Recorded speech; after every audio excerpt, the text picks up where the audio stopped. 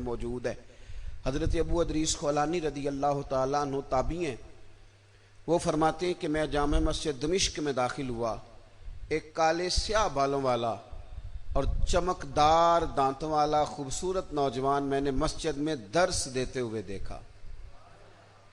لوگ بہت سارے بیٹھے تھے، تو جب کسی مسئلے میں ان کی رائے مختلف ہوتی، اختلاف رائے ہوتا، تو اس جوان کی طرف وہ توجہ کرتے۔ وہ جوان اتنی خوبصورتی سے مسئلے کا حل بیان کرتا کہ لوگ آج شش کر اٹھتے۔ فرماتے مجھے ان سے محبت ہو گئی۔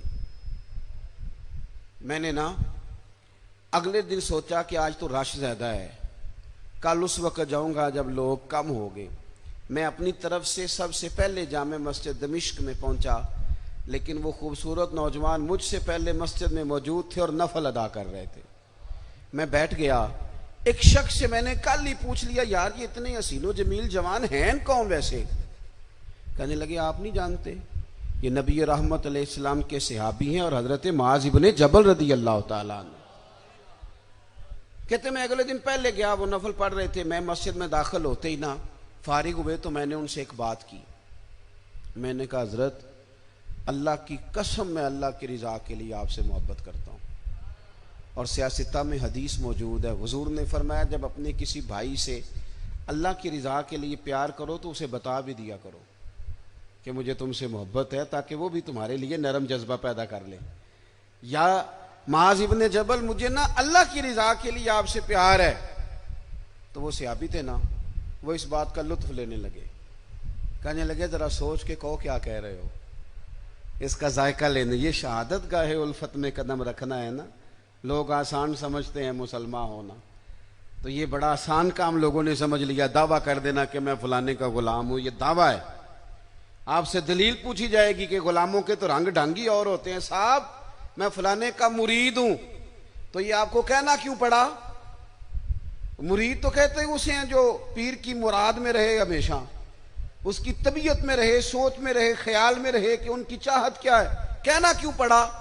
کچھ تو ہے کہ جو آپ کو بتانا پڑ رہا ہے۔ کیوں نہیں آپ سے وہ خوشبو آئی جو آپ کے شیخ سے آتی ہے؟ یہ کیسے ہو گیا؟ بھائی فرمانے لگے، جب میں نے کہا مجھے محبت ہے، تو کہنے لگے سوچ کے کہو۔ وہ فٹافٹ نعرے قبول نہیں کرتے تھے، وہ سیانے لوگ تھے تو کہتے تھے پرکھ لے، ذرا سوچ لے، یہ کوئی آسان کام نہیں، پہلے ذرا تھوڑا سا غور کر لے اچھی طرح۔ جب تیرا حکم ہوا ترک محبت کر دی، دل مگر اس قدر دھڑکا کہ قیامت کر دی۔ کہتے ہیں کہ میں نے پھر کہا حضور اللہ کی قسم مجھے آپ سے محبت ہے۔ تیسری بار کہنے لگے پھر سوچ لو۔ میں نے عرض کی حضرت معاذ ابن جبل سے، حضور سچ کہتا ہوں اللہ کی رضا کے لیے اللہ کی قسم آپ سے محبت ہے۔ فرماتے ہیں وہ میری بات سن کے اتنے راضی ہوئے کہ فرمانے لگے سن پھر ابو ادریس، میں نے خود نبی کریم سے سنا ہے، سامنے بیٹھ کے سنا ہے، آنکھوں سے دیکھ کے سنا ہے، اپنے کانوں سے سنا ہے۔ میرے حبیب نے فرمایا تھا جو دو بھائی اللہ کی رضا کے لیے آپس میں محبت کریں، اللہ ان دونوں سے محبت فرماتا ہے۔ ہمارا لوگ مقدمہ تو سمجھیں، دراصل ہم کیا کہہ رہے ہیں، ہمیں کوئی ذاتی دنیا کا لالچ ہے ہی نہیں داتا گنج بخش علی اجویری سے، ہمیں کوئی دنیا کا لالچ نہیں حضرت مجدد الفسانی سے، ہمیں کوئی لالچ نہیں دنیا کا حضرت بہاؤالحق نقشبند بخاری سے، کوئی لالچ نہیں بابا فرید سے۔ ہمیں تو اتنا لالچ ہے کہ جب ہم ان کے قریب جاتے ہیں تو ہم رب کی رضا کے لیے ان سے محبت کرتے ہیں، اللہ کا بندہ جان کے۔ اس لیے گمراہیوں کے سفر میں نہ پڑیں۔ ہمارے تو لوگوں نے تبصرے الٹے سیدھے کر کے یہ حال کر دیا ہے کہ اتنا سونا وطن، اتنا میٹھا وطن، اس میں کوئی بندہ اچھا رہا ہی نہیں، نہ کوئی سیاستدان اچھا رہا ہے، نہ کوئی تاجر اچھا رہا ہے، نہ کوئی بیوروکریٹ اچھا رہا ہے، نہ جناب پولیس والے اچھے رہے ہیں، نہ جناب بابڈا والے اچھے رہے ہیں، نہ مولوی اچھے رہے ہیں، نہ کوئی اچھا ہے ہی نہیں۔ کسی کا نام لے لیں اور آپ مذاق اڑا لیں جتنا مرضی۔ یہ تو باقاعدہ کوشش کی گئی، اور میں بڑی معذرت کے ساتھ عرض کروں گا یہ کام سب نے کیا، سب نے، یہ سب نے اس میں۔ وہ رات کو جو اینکر ٹی وی پہ بیٹھے تھے انہوں نے بھی تبصرے کیے۔ وہ چار مختلف جماعتوں کے جو بندے بلاتے ہیں وہ اس لیے بلاتے ہیں کہ تم نے ایک دوسرے کی خامیاں بیان کرنی، اور جتنی زیادہ لڑائی ہو پروگرام زیادہ دیکھا جاتا ہے، جتنی زیادہ لڑائی ہو۔ یہی کام باقی جگہوں پہ کیا گیا۔ پیر صاحب کے پاس، صوفی صاحب کے پاس لوگ تعویذ لینے گئے تھے، انہوں نے نئی مصیبت ڈال دی.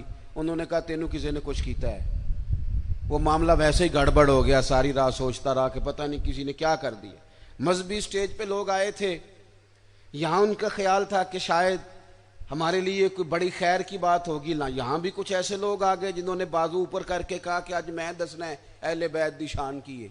او میاں تو کی دسنی ہے؟ اہل بیت دی شان تو اللہ نے قرآن میں بتا دی، حضور نے حدیث میں بتا دی. آپ کیا انوکھی بات بیان کریں گے؟ میں نے آج بتانا ہے بازو چڑھا کے صحابہ کی عظمت کیا ہے. آپ کیا بیان کریں گے؟ آپ نقل کریں جو قرآن و سنت سے پڑھا ہے، اس کا ابلاغ کریں اور آپ جائیں. آپ انتشار کا کوئی کام نہ کریں. میں اور آپ جتنے مثبت رہیں گے، آپ کو بتاؤں،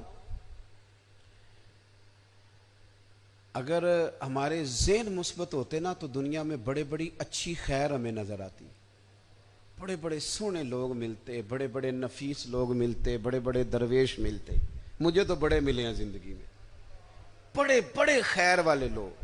لیکن چونکہ یہاں مائنڈ سیٹ ہو گیا ہے کہ دنیا ساری خراب ہو گئی ہے، اس لیے کوئی بندہ اچھا نہیں. اللہ کے نیک بندوں سے سب سے پہلے تو اللہ کی رضا کے لیے پیار کریں. آپ ان سے کہ میاں تو جو کہہ رہا ہے نا تو اپنے پاس رکھ. میں نے تو حدیث میں پورا باب پڑھا ہے کہ اللہ کے بندوں سے پیار کرنا ہے رب کی رضا کے لیے. اس کو ذہن میں اچھی طرح سنبھالیں. اور آپ کو تاریخ میں ایسے حسین لوگ ملیں گے جو سفر کرتے تھے رب کے بندے سے ملنے کے لیے. اب تو لوگ سفر نہیں کرتے. اب تو زیادہ تر یہی کہتے ہیں ساڑھے گھر آ کے زیارت کرا دو. ہاں، اور جناب السلام علیکم پیر صاحب جی. وعلیکم السلام. بڑی چاہت ہے جی آپ سے، بڑا پیار ہے. اچھا جی تو کہتے ٹائم دے دیو. تو بھئی یہ کس قسم کی چاہت ہے؟ آپ کو چاہت ہے تو آپ چل کے آئیں، آ کر کے ملاقات کریں. اور یہ چاہت مکمل بھی تب ہوتی ہے جب بات مان لی جائے. اگر پیر صاحب کہیں ٹائم کوئی نہیں تو چاہت ختم، چھٹی. وہ چاہت بھی اتنی ہے صرف کہ جب تک بات مان لی جائے، یعنی فرما برداری میں بندہ رہ گیا تو چاہت پوری، اور اگر کہیں فرما برداری سے نکل گیا تو چاہت خراب. حضرت حرم بن حیان، یہ داتا صاحب نے لکھا ہے. چلیں اتفاق سے داتا صاحب کی بات بھی آ گئی.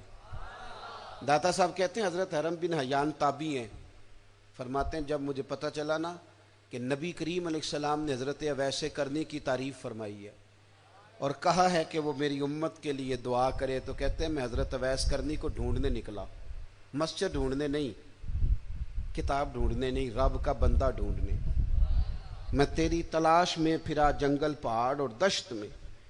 کہتے ہیں میں مکے مدینے جہاں جہاں مجھے خبر ملتی میں گیا. جہاں جاتا لوگ کہتے یار وہ تو بڑا دیوانہ آدمی ہے. یہ داتا صاحب نے لفظ لکھے ہیں. داتا صاحب کہتے ہیں حضرت اویس کرنی کا حال یہ تھا کہ جب لوگ ہنستے تھے تو وہ روتے تھے، اور جب لوگ روتے تھے تو وہ ہنستے تھے. اسی کسے دیکھو جی نہیں جے لگ دے تے نہ کوئی ساڈا دردی. کوئی ضروری ہے کہ جس طرح دنیا چلائے ویسے چلنا ہے؟